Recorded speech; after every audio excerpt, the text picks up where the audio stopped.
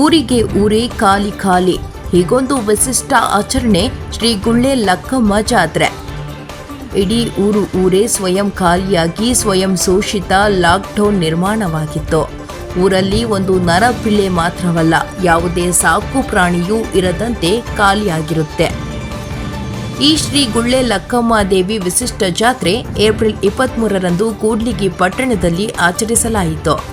ಜಾತ್ರೆ ಆರಂಭದ ಮುನ್ನ ದಿನ ರಾತ್ರಿ ದೇವಿಯನ್ನು ಪಟ್ಟಣದ ಊರಮ್ಮ ಬಯಲಿನಲ್ಲಿರುವ ಗುಳ್ಳೆ ಲಕ್ಕಮ್ಮನ ಕಟ್ಟೆಯ ಮೇಲೆ ದೇವಿಯನ್ನು ತಂದು ಕೂಡಿಸಲಾಗುತ್ತೆ. ಮರುದಿನ ಬೆಳಗಿನ ಜಾವ 3 ಗಂಟೆಯಿಂದ ಪಟ್ಟಣ ಮಹಿಳೆಯರೆಲ್ಲ ದೇವಿಗೆ ಉಡಿಯನ್ನು ತೆಗೆದುಕೊಂಡು ಹೋಗಿ ಅರ್ಪಿಸಲಾಗುವುದು. ಬೆಳಗ್ಗೆ ಬಂದಂತಹ ದವಸ ಧಾನ್ಯಗಳನ್ನು ಆಯಾಗಾರ ಪ್ರಮುಖರೆಲ್ಲರೂ ಸೇರಿ ವಿಂಗಡಿಸಿದ್ರು. ಅಷ್ಟೊತ್ತಿಗೆ ಅಂದರೆ ಬೆಳಿಗ್ಗೆ 7ರಿಂದ 9 ಗಂಟೆಯೊಳಗೆ ಪಟ್ಟಣದಲ್ಲಿ ಎಲ್ಲ ಮನೆಗಳು ಖಾಲಿಯಾಗಿ ಮನೆಯ ಬಾಗಿಲುಗಳಿಗೆ ಬೀಗ ಹಾಕಿದ್ದವು. ಸಕಲ ವಾದ್ಯಗಳೊಂದಿಗೆ ಶ್ರೀ ಗುಳ್ಳೆ ಲಕ್ಕಮ್ಮ ದೇವಿ ವಾದ್ಯ ವೃಂದದೊಂದಿಗೆ ಮೆರವಣಿಗೆ ಸಾಗಿ ಊರಲ್ಲಿ ಒಂದು ಸುತ್ತು ಹಾಕಿ ಬಂದಳು. ಈ ಸಂದರ್ಭದಲ್ಲಿ ಊರಲ್ಲಿ ಯಾರೂ ಇರಲ್ಲ. ಸಾಕು ಪ್ರಾಣಿ ಮೊದಲ್ಗೊಂಡು ನರಪಿಳ್ಳೆ ಇಲ್ಲದಿರುವುದನ್ನು ಖಚಿತಪಡಿಸಿಕೊಂಡ ನಂತರ ಊರ ದ್ವಾರ ಬಾಗಿಲಿನ ಮುಂದೆ ಬೇಲಿ ಹಾಕಲಾಯಿತು. ಇಲ್ಲಿಂದ ಊರನ್ನು ಊರ ತಳವಾರ ಕಾಯಲಿದ್ದಾನೆ. ಇದು ಸಂಪ್ರದಾಯ. ಇಲ್ಲಿಗೆ ಜಾತ್ರೆಯ ಮೊದಲ ಹಂತ ಮುಕ್ತಾಯವಾದಂತೆ ಊರೇ ಖಾಲಿಯಾಗಿ ಬಿಕ್ಕೋ ಅನ್ನುತ್ತಿತ್ತು. ಈ ಹಿಂದೆ ಊರು ಚಿಕ್ಕದಾಗಿದ್ದ ಸಂಪ್ರದಾಯದಂತೆ ಊರು ಕಾಯೋಳು ತಳವಾರನಿಗೆ ಬಿಟ್ಟಿದ್ದಾಗಿತ್ತು.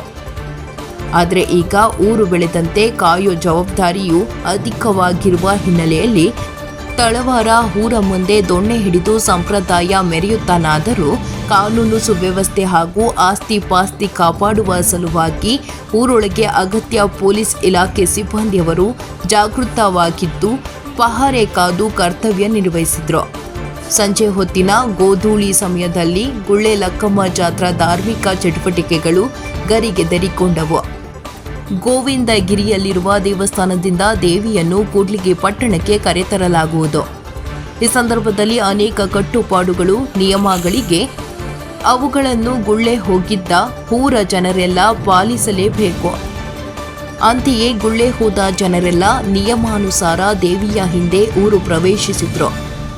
ಅಂತಿಮದಲ್ಲಿ ಪ್ರತಿಯೊಬ್ಬರು ತಮ್ಮ ತಮ್ಮ ಮನೆಯನ್ನು ಸಾರಿಸಿ ಶುಭ್ರಗೊಳಿಸಿ ತಾವು ಶುಚಿವೃತರಾಗಿ ಶ್ರೀ ಗುಳ್ಳೆ ಲಕ್ಕಮ್ಮ ದೇವಿಯ ಆರಾಧಿಸಿ ಆಯಾಗಾರರು ನೀಡುವ ಜ್ವಾಲೆಯಿಂದಲೇ ಎಲ್ಲರೂ ತಮ್ಮ ತಮ್ಮ ಮನೆಗಳಲ್ಲಿ ಜ್ಯೋತಿ ಬೆಳಗಿಸಿದ್ರು.